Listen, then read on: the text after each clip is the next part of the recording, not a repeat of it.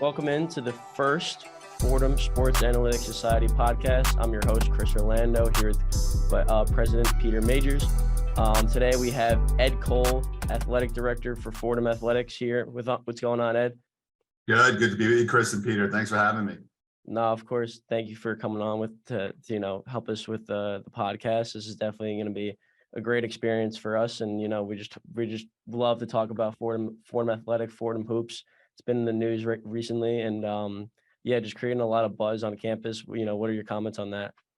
Yeah, it's exciting to not only see the team have success that it is, obviously right now with 18 wins and our highest win total in probably 50 years at this point in time. It's early in February.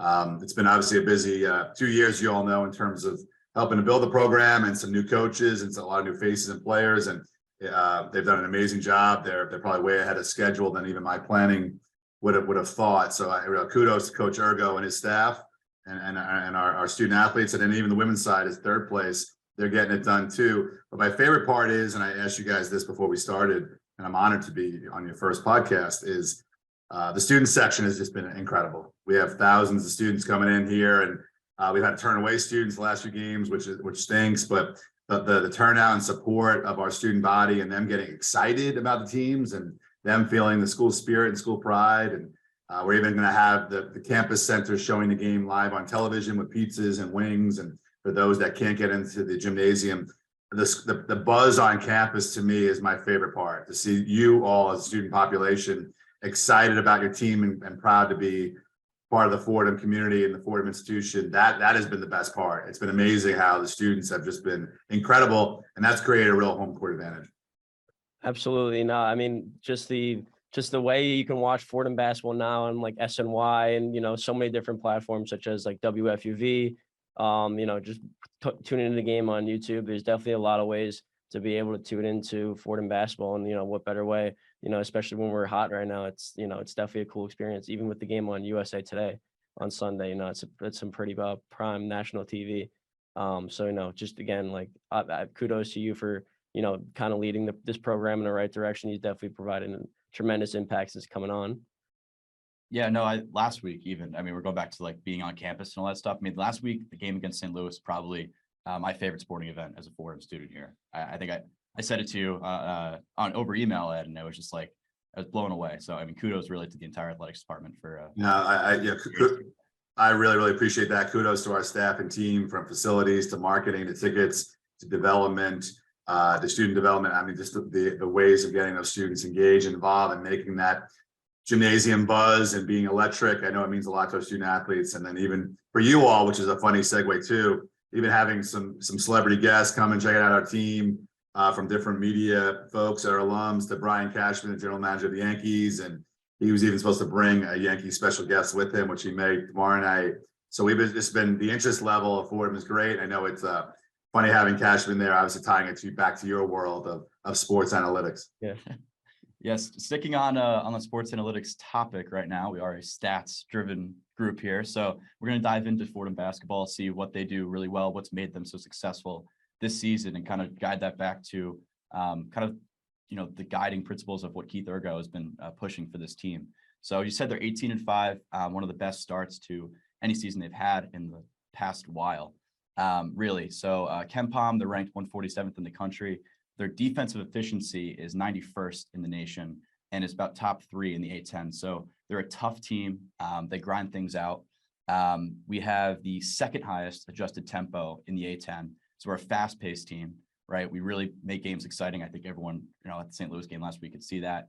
That ranks 57th in the country. So out of 360 teams in Division I, put some perspective into that number for you. We're pretty high up there, and we make things happen on the court. We stick with really the fundamentals. We shoot from the free throw line really well, 57% or 56%, or no, sorry, not 76%. I misread that. So many numbers on my sheet today. And we get to the line a lot, 25th most in the country. So we draw fouls and we do a good job at doing that. I guess any thoughts there to start out, kind of what Ergo has really preached in that regard? Yeah, I think, those stats are pretty powerful and pretty impressive. And I think really tell the story of our success so far this season.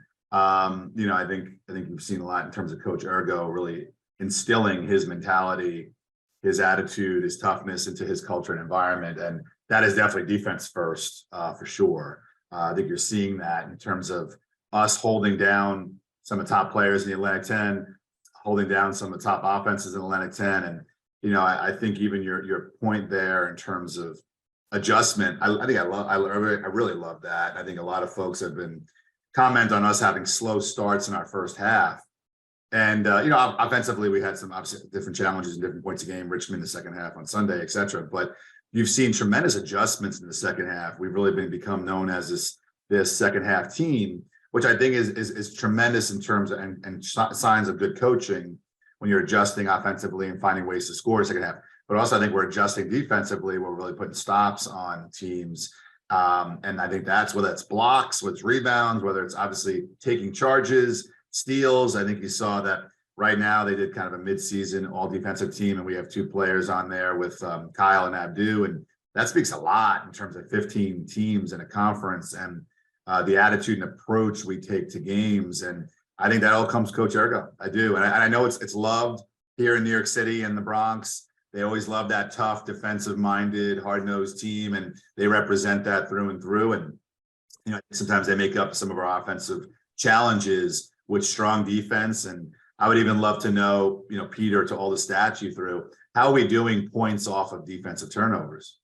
So funny you brought up turnovers and blocks there, because that was going to be exactly what I was going to go into next. So I was looking at conference play. Obviously, you want to be prepared for the rest of the conference, get 6 games left in the regular season slate. And so looking at the 10 games we've played in conference, we're second in defensive efficiency. We're second at offensive and defensive turnovers. So we don't turn the ball over, and we're really good at getting the other teams to turn the ball over. So at 17 and 22% respectively on either side of the ball. On offense, you look at steal percentage. We're second on defense, or in offense, we have the 4th lowest steal percentage. So we're not getting the ball stolen off of us. On defense, we're second in steal percentage for the opponents. So we're getting the ball back, and we're doing a good job playing the fundamentals, not letting up on either side of the ball. That's huge. I mean, it's huge. And you can see when we have good spurts, especially on the road, right? And the challenges and difficulties of winning on the road, which we've had some success with here the last month. The ability to kind of play to and calm a visiting crowd is really from that defensive end. So conversion on those defensive opportunities, turnovers into offensive spurts. It shows. It truly shows. And those are game changing of momentums. And your stats line up with that accordingly. And I think, listen, I think you all know that the game has become heavily 3-pointers and the ability to shoot, and the importance of having shooters, not only in terms of getting 3-pointers, but obviously expanding the defense, expanding the opportunity. So, we've had ups and downs in that area. When we're hot, and we hit some big shots. But you've seen some of those bigger shots really come off of that defensive momentum, that defensive surge. So I think it's interesting how that truly becomes contagious on this team. And I think you see Coach Ergo plays a lot of guys. They go very deep on that bench. The ability to get a lot of new, fresh energy, fresh legs in there to keep up that defensive intensity really shows. And then our bigs, whether it's Abdu, Rostic, even the freshman Elijah Gray more now, giving you really solid minutes and protecting that rim. The game has changed a lot. You're not seeing a lot of post play. So we kind of really changed things up a little bit on teams, show a lot of unique plays. And then I'm curious your thoughts on this. I know I'm playing right into some of your segues, but even some of the quirky or creative defensive strategies where you've seen Coach Ergo and staff almost not guard a player on the other team. I'm sure you picked up on that, which is, and it kind of throws a wrench in their systems, obviously, in terms of a different look and approach, especially when they identify a player on the other team that is not looking to shoot or does not shoot much, and the ability to double probably one of their top scorers. Absolutely. Yeah, no, the defense has been incredible for us, and everyone knows the best teams in March, they're led by, defense and free throws. And obviously we've shown an ability, while lacking the shooting from the perimeter, like just leading the charge defensively, especially through guys like Abdu, Kyle Rose, just been absolutely tremendous on the defensive end. Obviously, if you were tuning into the broadcast, I'm sure you were there at the game. Kyle Rose, and every single time they had a chance to talk about him, just mentioning him for A10 Defensive Player of the Year. Just absolutely a force down there. And, that's what wins games, especially, down when they're ugly games, when you need to, when there's a lot less scoring, you need to get stops, and you need to kind of turn those into fast break points and, other potential opportunities on that end. Yeah, and then kind of going on to more stats here on the defensive side. If we look at individual players, Kyle Rose, second in steal percentage in the A10. Abdu and Nowitzki are first and second in the A10 in block percentage. So having two big guys that you could interchange there, not get tired, and still hold up that front for the entire game, really, in the paint is huge. And so Abdu is also first in defensive rebound percentage and 35th in the country. So really doing a good job there at slowing our guys down, slowing opponents down in the paint. So yeah, those two really are game changers on the defensive end. And Kyle, I've heard a lot of that buzz in terms of favorite for Defensive Player of the Year, and that's coming a lot from the opposing staffs and opposing head coaches, right? That's not just Fordham buzz or Fordham hype. And I think Abdu, in terms of protecting that rim and the presence he has there in terms of block shots and his percentage in the country, obviously rebounding percentage in the country, you almost knowing your role, having your place.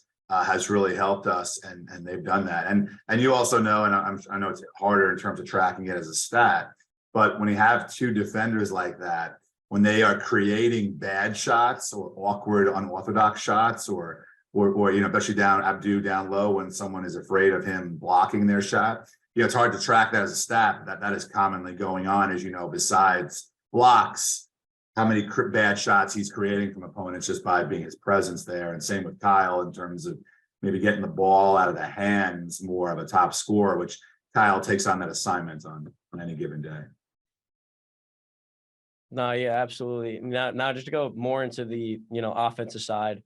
Obviously, on Sunday we saw Quisenberry score his 2,000 point. Big congratulations to him. I believe I heard in the broadcast the first Fordham player to ever score 2,000 points. If I'm not mistaken. And, that doesn't go to show the other effective scorers we have, on that end. We have Khalid Moore, who's 14th in true shooting percentage in college basketball, as well as 6th in offensive rating with 107.3 amongst the A10. Players used 24% of their possessions. And as well as, freshman Will Richardson, he's been incredible for them as well. A guy from North Jersey, where I'm from. Bergen Catholic standout, 4th in 3-point percentage, 80, which is, and also 87th in the country at 43%. He's just been electric, not only coming off the bench, but just providing a spark for us, for the team. Yeah, I would say offensively, obviously DQ has had a tremendous impact on our program the last 2 years, right? And obviously 2,000 point score, yes, first one in Fordham's history. 5th-year kid for us, obviously transfer, from Youngstown, has been everything and more in terms of his offensive ability. But I got to tell you, and Khalid being our other 5th year, also transfer, those two men have really done a great job in terms of, like Kyle Rose, of being true leaders on this team. And that shows in moments where maybe things are not going so well, and who's going to step up and rise to the occasion, or calm down a team, or reset up a group. And they've done a great job of that. Yeah, Darius, I feel like his points, he is a tremendous scorer, and obviously the stats don't lie on that. And, when he gets going, he obviously changes the entire flow of a team. And even when he's not going, even like a Sunday there, Chris, the ability to hopefully open up the rest of the floor, because obviously he's someone that has to be taken seriously as a threat and a concern, and he could hit a 3-pointer at any point in time from anywhere. We know that. And that's the ability to open up things a little bit for other players like Khalid. And then even Will Richardson, it's interesting, his play has just continued to get better in conference. It's almost, Chris, like he does even better when the lights are brighter and the moment's more stressful and more intense. So I love that about Will as a freshman. I think he's got a tremendously bright future for us, and you're seeing him in terms of insertion in the starting lineup and his ability to hit some key shots here. He's been a game changer. He will continue to be an integral part of this team as we move forward. It's gonna be exciting to see his growth at Fordham in years to come. Absolutely. No, just his growth is, something to look forward to, as, seasons progress, here at Fordham. I believe he was one of our first 4-stars that we've had here. The first one since 2008. I believe that was the stat that I heard when he first came to Fordham. So great to see a Jersey guy. Great to see a Bergen Catholic guy make such an impact as he's had. And Peter, you want to talk about more just about the effectiveness? Actually, no, we're going to be pivoting more into the women's side now. After we can't even disregard their success. Obviously, Fordham men's basketball doing incredible on there. But Peter, if you want to talk more about the women's team now. Yeah, so shifting to the women's basketball team. So 16-8 overall, 8-3 in the A10 though. So really picked it up as of late. But Ed, I think you're going to like this stat. So there's a stat called Pythagorean win-loss percentage, which basically takes into effect the number of points scored and the number of points allowed, and then says, scales it for what teams who have scored similar amounts of points and allowed similar amounts of points, what their record is. So right now, 16-8, but the Pythagorean win percentage, or win-loss record rather, would indicate their skill level is more like 21-3. So looking really good on that end of the ball, and that really holds up for the rest of the season. So they're doing a good job. Maybe they're just getting a little bit unlucky in close games, but their 9.9 scoring margin is best in the A10. So we're doing pretty good job on average of beating up teams. And that ranks 60th in the country. Anything on the women's basketball team to start us off there? Those are powerful stats. Interesting to hear that theorem there and be 21-3. And I think it makes sense because obviously early on there was some close losses that could have went either way. Some injuries that may have impacted kind of the ends of some of those games for sure. And I think, listen, I've been nothing but impressed as always with our women's basketball program. Interim head coach Candace Green's done a great job. Her staff's done a great job. It's a very senior heavy team, very mature team, right? In terms of that, at least that starting five. And Anna DeWolf is, obviously a former co-player of the year in the Atlantic 10. Obviously her ability to score the basketball speaks for itself. And she has a tremendous feel for the game where, obviously not a very tall or big player, but the ability to really use her body, knows her spacing, great footwork, has a tremendous feel for the game, and obviously her scoring and her leadership skills speak for themselves. Caitlin Downey obviously is another tremendous player for us, has done a great job in terms of leadership role and really stabilizing, I think, the post, as well as can step outside and shoot it to really keep defenses honest. And then Asia Dingle is probably the toughest player on the team. Asia plays as hard as anybody I've ever seen. She brings that intensity, that defense, that spirit to a team when they need to get a bucket. She needs to get into the lane. She needs to draw a foul, get to the free throw line. Asia has a tremendous job and feel of doing that to help her team. And that margin piece is really interesting to me. I think that's probably a big difference I'm seeing, Peter, from this team and past seasons is their ability in that third, fourth to really put the pedal to the metal and separate. And I think you're seeing that even from earlier in the season. To your point on conference play, I think you're seeing some change there. So I like that. I think it's always, you worry about a little bit of a drought or slow positioning, especially end games or how you end games strong. So to see that their strength and their power in ending games and those margins, I think that's a good testament for them moving forward. I know they've had some injuries there, including Megan. So hopefully they can stay healthy because obviously they're positioned and poised for a nice run leading into Delaware and the A10 women's tournament there. But I love their leadership. Even Sarah Carpel, like just players that have been here, been through the program, played a lot of games, started a lot of games. I think that maturity is truly paying dividends. And they're understanding their roles. Similar to our men's conversation, I feel like they do have a good understanding of what their roles are and what their strengths are and how they play off each other. Yeah, absolutely. I agree with all those, and highlighting some of the players you mentioned there. Doing some digging on the women's team as well. We see that Aisha Dingle having the best year of her career, really. She is 19 points per game, which is 27th in the country. And Anna DeWolf as well, 18.4 points per game. That's 32nd in the country. Aisha Dingle also really, really good on defensive side of the ball, as everyone can see. From just going to one half of a game, you could just see her spark on the court. It's really evident, and she has a 3.3 steals per game. That comes in at 6th in all of women's basketball. So an aggressive player and one that can be a threat on either side of the ball. Caitlin Downey, 7.2 defensive rebounds a game. That's 25th in the nation. So, I mean, there's really threats on all sides of the ball here.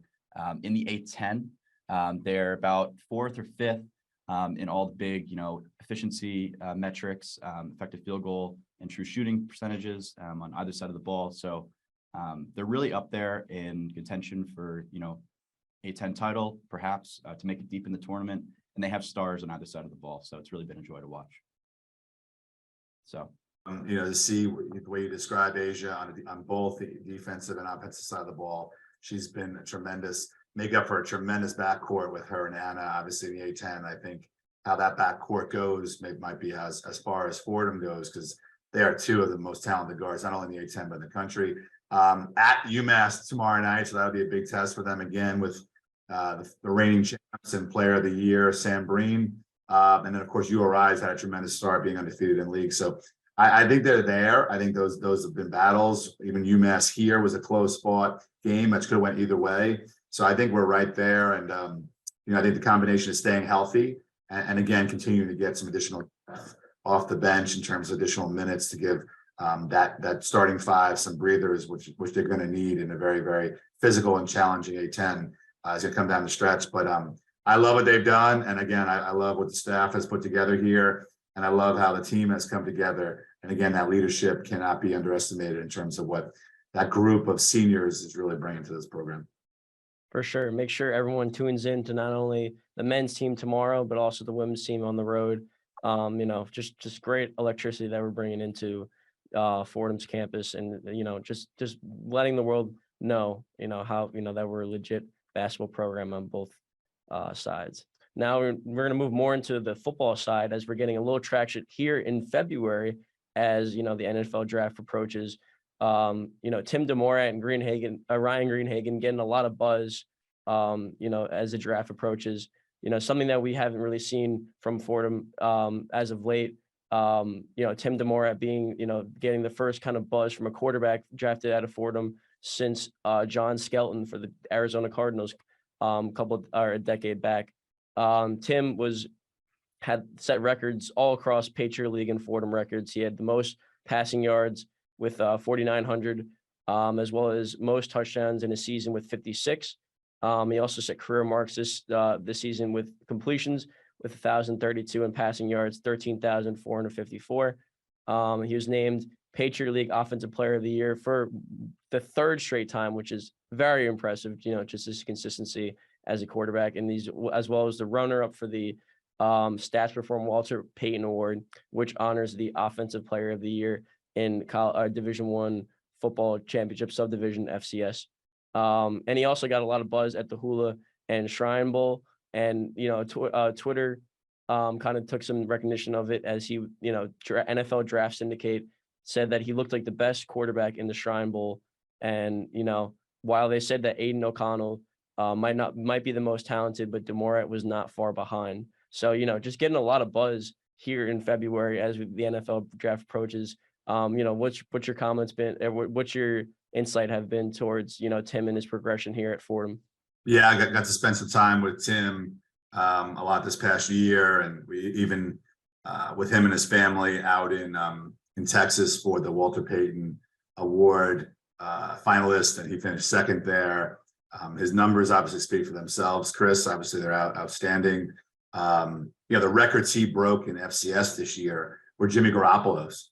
So you're passing a Super Bowl quarterback and breaking his records. Tim has been everything and more, and also just a spectacular human being and a great Fordham Ram, Fordham man, all as a whole person. He's gonna be playing on Sundays somewhere. There's no doubt in my mind on that. I think the Shrine Bowl really sealed that up in terms of what scouts were looking at, and obviously the next step will be the combine. Chris and Peter, in terms of Timmy having to go through the combine, which is good for him. Pro style quarterback, pro style offense. He's comfortable doing that. Great size, great arm strength, and I think Tim's leadership skills obviously have spoken for themselves. His ability to win speaks for itself. Making other players around him, I think his football IQ, was just tremendous in terms of not only the numbers he threw out there, the number of players around him that he obviously utilized. as you know, we had 3 wide receivers this year, which tremendous stats and tremendous years, and just the ability to make everybody around him better. He seems like a sponge in terms of the ability to learn. I know it's important in the NFL with the type of offense, and I couldn't be more happier for a good young man. And I think he's prepared. I know he's been training down in Florida near his home in preparation for the combine here. And you know, Tim he owns every single Fordham football record. You brought up John Skelton. I know John, obviously, you know, he had a good amount of starts in the NFL and represented us so well. And obviously we have Chase and Nick in the NFL currently. I think Tim joins us there. I really do. I think his skill sets speak for themselves. And, you know, yes, you know, in terms of some of the Power 5 or FBS quarterbacks, but I think that's where the Shrine Bowl is really put him above a notch in terms of competing with the best. And I think you'll see it again in the combine in terms of next steps here. Yeah, Tim's just been unbelievable. You know, obviously it's very hard to, I guess, quantify his kind of performance and those stats when playing on an FCS field, but he's definitely shown it, you know, with his performance at the Shrine and Hula Bowls, you know, just, and especially because of his performance, you know, within a spread offense. It's a very NFL kind of offense that he's been running here at Fordham, and he's been able to show the arm strength, you know, just being able to throw it on both sides of the field, you know, through the middle and the outside the numbers, you know, just been unbelievable, you know, just all his entire career, you know, as it's shown, you know, 3-time Patriot League Offensive Player of the Year. The other thing I would quickly add is I think the NFL has also shown the success they've had in drafting FCS quarterbacks, right? Whether that's Garoppolo, whether that's Trey Lance last year, whether that's, you know, they've had Carson Wentz, they've had success in the NFL. So I think there's, you know, that whole idea of FCS football is kind of been removed and proven that it stands the test of time in terms of the NFL. So I think that's a big part of NFL teams looking differently at obviously Timmy as well. Yeah, couldn't agree more. You know, he's been absolutely impressive, you know, here as a quarterback, and obviously we hope, you know, even if he doesn't get drafted, you know, he'll definitely end up on a practice squad, and, you know, knowing Tim's work ethic, he'll probably move his way up pretty quickly anyway. Now to go more into the defensive side, linebacker Ryan Greenhagen kind of put his name on the map after he had his 31 tackle performance last year against Nebraska. I believe that was an FBS record for tackles in a game. Just absolutely incredible.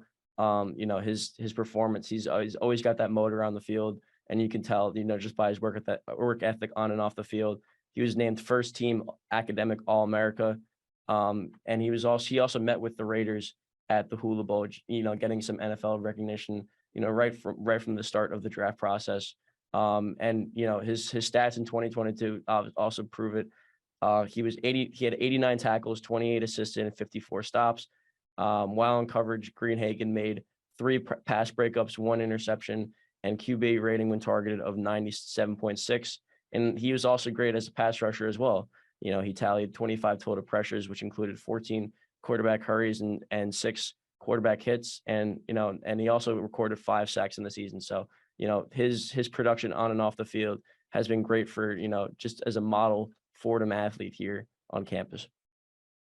Yeah, Ryan is he is everything that's beautiful about Fordham University. He's everything that you would want from every student and student athlete at Fordham University. Work ethic through the roof, attitude through the roof, tremendous in the classroom, tremendous football player, speaks for himself, has the FBS and the FCS tackle records. I mean, Ryan has been spectacular for this program. I was very happy he was able to get to the NCAA tournament this year. He deserved it, obviously coming off of the ACL injury and rehabbing that. The Hula Bowl went very well, and obviously he's beloved by coaches everywhere, including obviously that Nebraska experience last year, which I was there. Besides him breaking that record, you know, those Nebraska coaches couldn't have been more glowing about Ryan and what he represents. I hope he gets an opportunity. I think he deserves it, to your point, whether it be on a roster on Sundays or a practice squad, because that kid for sure, just to your point about Tim DeMora, that kid for sure will. You give him one chance, he's going to take it, and he'll be quickly on someone's special teams role, and he'll find his way in there, because nobody works harder, nobody loves it more, nobody has a bigger heart than Ryan Greenhagen. And it was very nice. I got to be out in Las Vegas with his family this year at the National Football Foundation Awards and Hall of Fame Awards. Ryan was a finalist for the Campbell Trophy. That's the first time Fordham's ever had a finalist for the Campbell Trophy. And that's not only football success on the field, which his stats already speak of, but doing it also in the classroom. And that's truly what a Fordham Ram is about. So he represents everything. That's amazing. Those are two great kids. I hope they get every last opportunity because they surely deserve it. Absolutely. No, we'll see some production, hopefully some more NFL prospects and just some more success on the Fordham football field, in the future.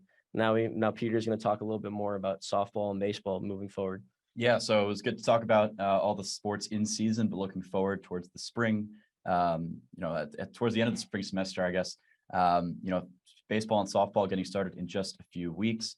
And our involvement with both of those teams has really been a great pleasure and a privilege. A lot of our members, I think we have about over a dozen working with the baseball team, and now we're slowly building a group within the softball team as well, having some meetings with the coaches there and kind of implementing some of the same techniques we've built over the past few years. Credit to our former vice president and now employee of the Houston Astros front office, Connor Dwyer, on all the success we've had building a baseball analytics group, and now kind of taking that same momentum and shifting it towards the softball team. It's really been exciting past few years, and I know they've made some great contributions to the teams as a whole. So any comments on our involvement there? You both already know this, but it's many don't, because we talk unfortunately often about football and basketball, but I played baseball. That was my sport, college and after college a little bit professionally. And then I love baseball. So softball and baseball for me are probably two of my favorites. I say that privately, not insulting the rest of our incredible programs here. So I love talking about that. I love what you do analytically. I know baseball really has been at the forefront from an analytics standpoint, in terms of obviously what Moneyball did and the attention Moneyball got and Bill James, and we know the power of that. So what you all do there, as it fascinates me, and it's my favorite work you and your club and your fellow students do, and what Connor had begun last year. So I'm intrigued. I know Coach Layton and Coach Melissa love obviously your efforts and what your group brings to them. And obviously softball has been a powerhouse. They continue to be a powerhouse. Last year, again, winning the A10 championship. They'll be hosting the A10 championship this year in the Bronx. So I put that on your radar. And then of course, Coach Layton, who won it in 19, and we'll obviously get our squad back up and running this year. Kind of odd before last year with some of the COVID challenges. We kind of lost 2 full years there of softball and baseball. So I'm excited to see these teams kind of up in full steam. Absolutely. We want to be conscious of your time. So I think we'll kind of wrap things up. Chris, any last minute thoughts on? No, I can't thank you enough for being our first our first guest speaker on the Fordham Sports Analytics Society podcast. Obviously you're definitely taking Fordham into a great direction moving forward. And, it's just very, very exciting to see what's more in store to come. Hopefully we get a couple NCAA tournament trips from both the men's and women's sides. We get some more NFL draft prospects. We'll get some more guys in the majors, both on the coaching staff as well as the player side. So any last comments, Ed? No, I love that. I love those comments, Chris. I'll sign up for some more NCAA appearances, NCAA tournaments, and some professional athletes in the ranks, whether that be football, basketball, baseball, etc. So I'm thankful for what you and your group have done, and obviously got Peter and Connor got started. To me, the analytics piece is essential in everything we do. So I love that our coaches are able to utilize and work closely with your club and your fellow colleagues and students on this, because it's everything in terms of how we truly evaluate the numbers and look at data.